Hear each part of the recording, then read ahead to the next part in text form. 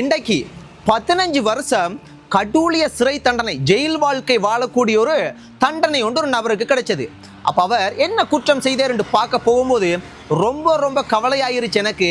நீங்கள் கேட்டால் நீங்களும் ரொம்ப கவலைப்படுவீங்க. 14 வயது இருக்கக்கூடிய ஒரு சிறுமியை இந்த நபர் வார்த்தையால் சொல்லவே முடியாத அளவுக்கு பாலியல் ரீதியாக துஷ்பிரயோகம் பண்ணியிருக்கேன். இந்த நபர் யார் தெரியுமா? அந்த பாதிக்கப்பட்ட அந்த சிறுமியினுடைய தந்தை ஸ்தானத்தில் இருக்கிற ஒரு அப்பா. எப்படி தான் இவங்களுக்கு இந்த எண்ணம் வருதோ, எப்படி தான் இதை செய்கிறாங்களோ தெரியல. யோசிச்சு பாருங்க, தங்களினுடைய பிள்ளைகளை பாதுகாக்க வேண்டிய அப்பாமார்களே இது போல தவறுகளை செய்தா எங்கேயா போறது பிள்ளைகள்? எப்படி இந்த எண்ணம் வருது?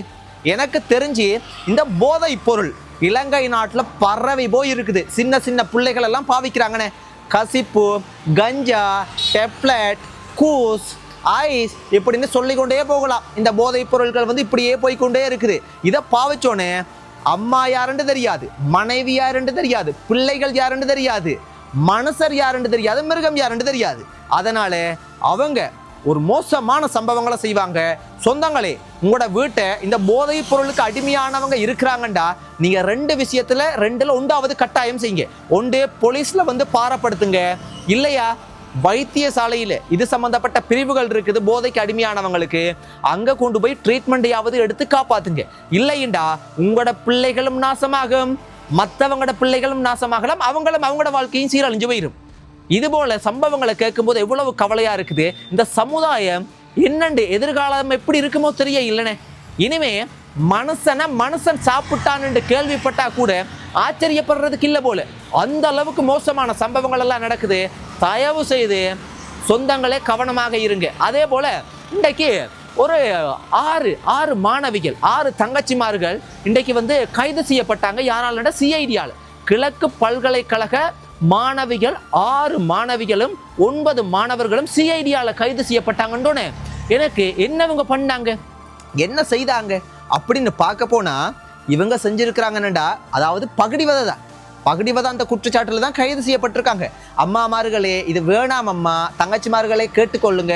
இந்த பகடிவதையால உங்களோட வாழ்க்கையும் சீரழிஞ்சு உங்களை போல சந்தோஷமா வாழணும், மகிழ்ச்சியா வாழணும்னு நினைக்கிற இந்த படிக்க வர்ற நிறைய பேரினுடைய வாழ்க்கை சீரழிஞ்சு போகுது, நிறைய உயிரும் பறி போகுது. அதனால அது வேணாம், அதை விட்டுருங்க. இன்றைக்கு பாருங்க, நீங்க கைது செய்யப்படும் போது உங்களோட அம்மா அப்பாக்கள் எவ்வளவு கவலைப்படுவாங்க, எவ்வளவு துன்பப்படுவாங்க. அதே மாதிரி தானே நீங்க பகடிவதை பண்ணி ஒருத்தவங்களோட உயிர் போனா அவங்களோட குடும்பம், அம்மா அப்பா எவ்வளவு வேதனைப்படுவாங்க. இந்த எப்படியான பகடிவதைகள் தெரியுமா நடக்கிறது? நான் சும்மா சொல்றேன். இந்த ஆடைகளை எல்லாம் கலட்ட சொல்லுவாங்க ஒருத்தவங்க. அதாவது என்னைய பகடிவதை செய்கிறாங்கடா, நான் இன்னொரு மாணவிகளினுடைய மூக்கை நல்லா தோண்டி என்னுடைய வாயில நான் வைக்கணும், இப்படி சொல்லக்கூடாது. நிறைய விஷயங்கள் எப்படியாவது நிறைய பகடிவதைகள் செய்யும் போது எல்லாராலையுமே இதை தாங்க முடியாது. அதனால அது வேணாமம்மா, அதை விட்டுருங்க. உங்களோட வாழ்க்கையை சீரழிச்சு. எனக்கு தெரிஞ்ச இந்த சினிமாவை பார்த்து தான் இவங்க இப்படி கெட்டு போறாங்கன்னு நினைக்கிறேன்.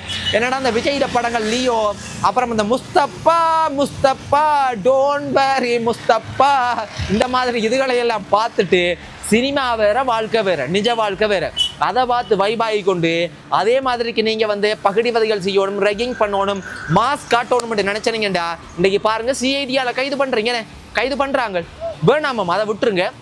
அதே போல இன்றைக்கு ஒரு ரஷ்யா நாட்டில இருந்து இலங்கை நாட்டை சுத்தி பார்க்க ஒரு பெண் ஒருத்தவங்க கைது செய்யப்பட்டாங்க.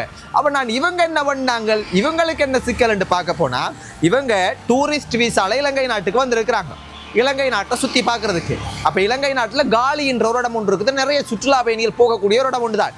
அங்க சாப்பிட்ற, தங்குற, இப்படியெல்லாம் சேர்ந்து ஒரு பிஸ்னஸ் ஹோட்டல் ஒன்றை செய்திருக்காங்க. பாருங்க, இவங்க இலங்கை நாட்டை சுத்தி பார்க்க பிஸ்னஸ் பண்ணி இருக்கிறாங்க, சிக்கப்பட்டுட்டாங்க. பிஸ்னஸ் பண்றது ஒன்றும் தப்பு இல்லை, ஆனா அதுக்குண்டு ரூல்ஸ் அண்ட் ரெகுலேஷன், அதுக்குண்டு சில விதிமுறைகள் இருக்கு. அதன் அடிப்படையில் செய்தா பரவாயில்லை.